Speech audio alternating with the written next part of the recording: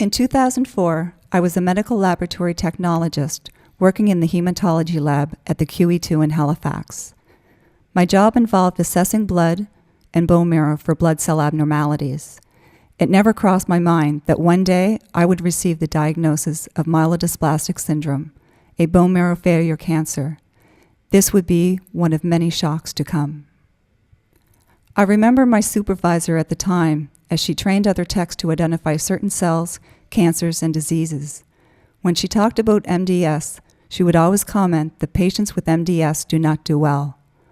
Although I cringed thinking of this comment, I wanted to prove that the statistics were not always right. The time leading up to my transplant was a time of mixed emotions. My life had turned into 6-week blocks. While in limbo, I was invited to a support group that involved others like me with a bone marrow failure disease. To say that joining the Aplastic Anemia Myelodysplastic Association of Canada support group was a good move would be an understatement. The people I met are truly one of the reasons that I was able to get through this journey. To have someone to talk to see that someone else had made it through the transplant, that I could ask questions and get real answers. After the transplant, life really changed. My mother traveled every week for over 2 hours to take care of me.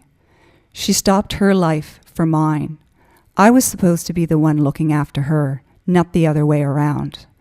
My husband at the time needed to work, and I didn't have anyone else that could give so much of their time. My independence suddenly disappeared.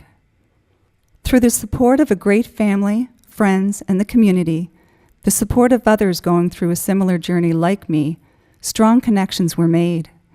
We became lifelong friends, sharing in the experience, taking one day at a time, rolling with the punches, climbing this mountain.